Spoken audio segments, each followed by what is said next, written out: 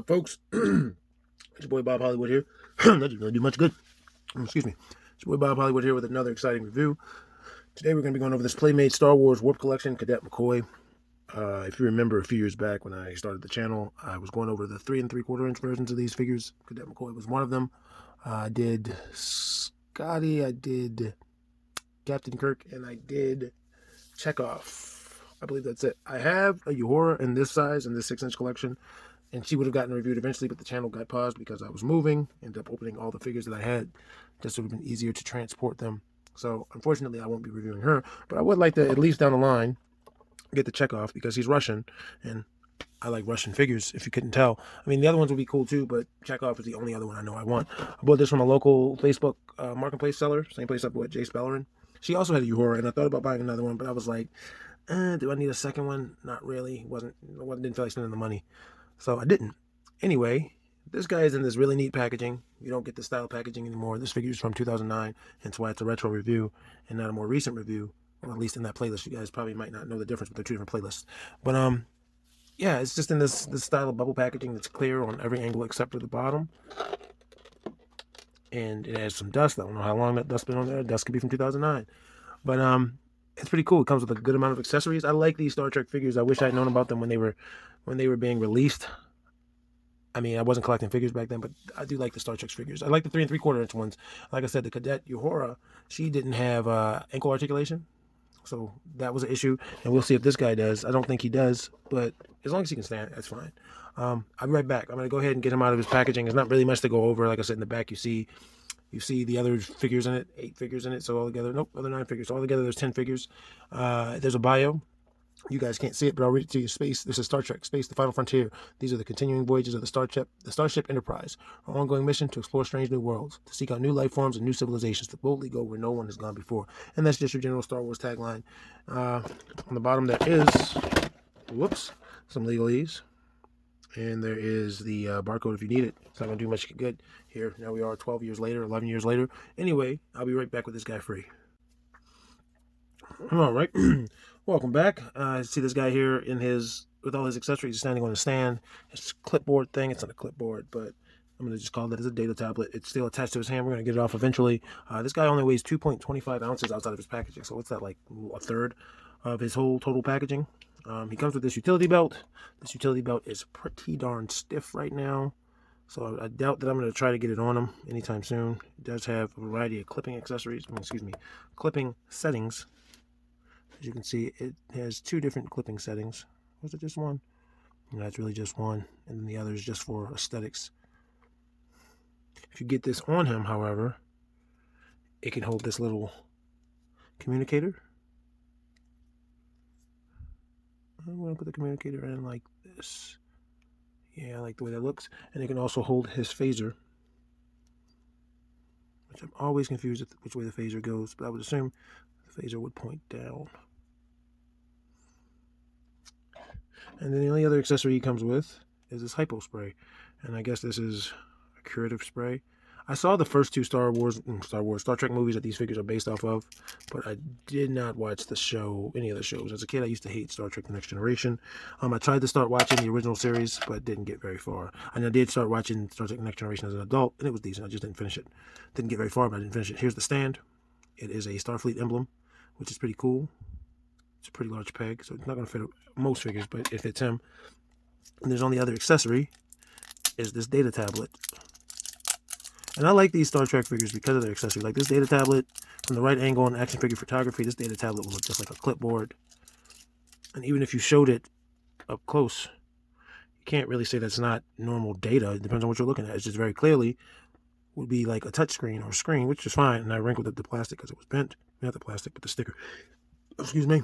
And you see he holds it like this. In my mind, he was holding it like this. In my mind, I said, this is how I made the Uhura hold it. This just seemed more natural, but he holds it like that. Let's see how he holds his other accessories. Let's give him his phaser. I wonder if it's set to stun. I don't know if that's a sound effect it makes. His hypo spray. Reminds me of the what's the thing called in Men in Black, man? The memory thing. All I can think about is Will Smith's tiny gun, the noisy cricket.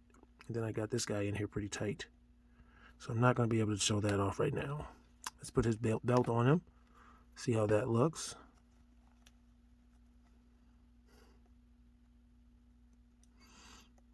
It does not fit like comfortably or naturally, and it came off and I tried to sit it more naturally. But anyway, look at this guy. He's wearing this one red piece suit, the training suit. This part here, I don't know what it's made out of. It's very soft. But on my Uhura, and you can see it happening now already, my Uhuras, it's very like kind of dirty. And I wonder how I would go about cleaning that. And you can see it's going to happen to him eventually. But other than that, everything else is just normal plastic. Nice little details in the sleeves. It's just solid color. I would imagine the shoes are what's painted on this guy and not the pants, since it's more pants than the shoe. But there is some black down here. And it could just be paint that splashed on it. And this is supposed to be Carl Urban, by the way. It's not a horrible likeness. It could be better. Not a lot of detail in the face. And then a nice little emblem, Starfleet emblem there. It doesn't really want to focus. And then he's got this tannish skin color. That's really it, man. There's not much detail in his outfit. It's very plain. Let's go over his articulation. His head is going to rotate 360 degrees. It's hard to see, but it's on a little ball joint that goes into the chest. I don't like heads like that because they're more difficult to swap out. The 3 3/4 inch figures are the same way. So I was able to swap those between the Star Trek figures, but if I wanted to just put this head on somebody else, it would require dremeling. It wouldn't look as good as if it was just naturally like that. His arms go up beyond 90 degrees. As you can see, you can do a Y. Rotate 360 degrees at the shoulder. No bicep swivel.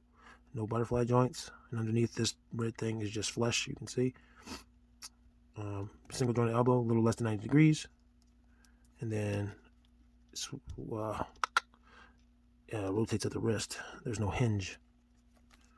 Waist articulation. Wow, that's a disgusting sound. He's not going to go much forward. Goes back a little bit. But he does rotate 360 degrees at that same. Oh, that's a nasty sound. That is an unnatural sound.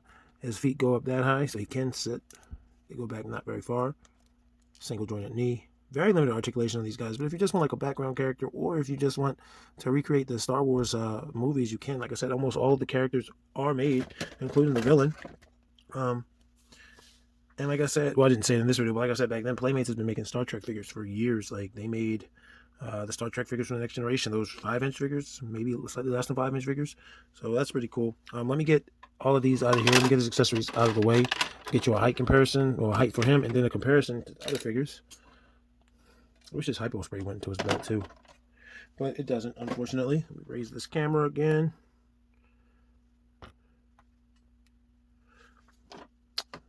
He stands on his own. His height is going to be just under 6 inches. So he's like 2 centimeters short of 6 inches. I know centimeters and inches are two different math displays. I don't know what I'm saying, but yeah. And not 2 centimeters. You know, 2 little tenths or 2 18ths, 16ths, whatever it goes into inches. Here's a size comparison between Captain America, who dwarfs him. I like this difference. And Duke from G.I. Joe Classified, I like the size difference. He still looks like a normal man.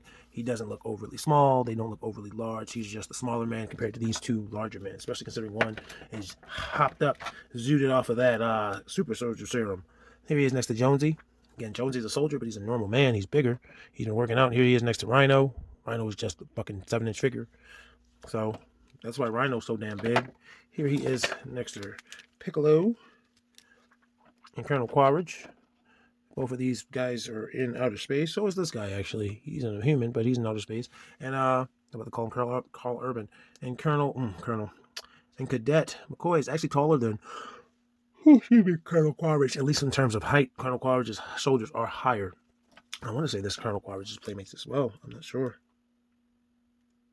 It just says Fox on his buttocks. It says buttocks Fox. And let's compare him to Zarya, who is massive compared to her. And then Brie Bella, who's also massive compared to him. Now, Zarya is a big woman. She is in the 6-inch scale. Brie Bella is not this big in real life. She's not that much taller than Carl Urban. I don't know Carl Urban's height. But I think if we were to do realistic of heights for both the people that are real in this photo or in this video right now, neither of them are their correct heights. Carl Urban is probably much shorter than he really is, and Brie Bella is definitely much taller here than she should be, because she is not a true 112 action figure. And for our final comparison, we're going to do another space person. A lot of people are in space. We got my boy Finn. Finn is shorter than him, which would be a real life. And John Jones is taller than him. Again, don't know Carl Urban's real height, but I'm pretty sure he would be taller than John Boyega. So there he is. Again, he looks like a normal person. John Jones here looks like a person who's worked out their whole life and has been athletically gifted. I think he's like 6'3", 6'4", maybe 6'5". He's a tall man in real life. So I think other than the Brie Bella, because it's not a 112 figure, and the Rhino, because he's also not a 112 figure, he stacks up pretty good to the figures I would normally compare figures to. Just like that Jason Bellerin, this reminds me that not only do I not have a figure from Funko that I compare toys to, I also don't have a figure from Playmates, which I'm not going to expand the figures I use. Like I said, I don't like that Rhino, but even if I didn't use that Rhino, I would be using a McFarlane Jazzwares figure just because it's relevant to today. If something comes along and those figures are no longer really relevant, like, I won't worry about it. I'm just trying to compare it to figure lines that people collect.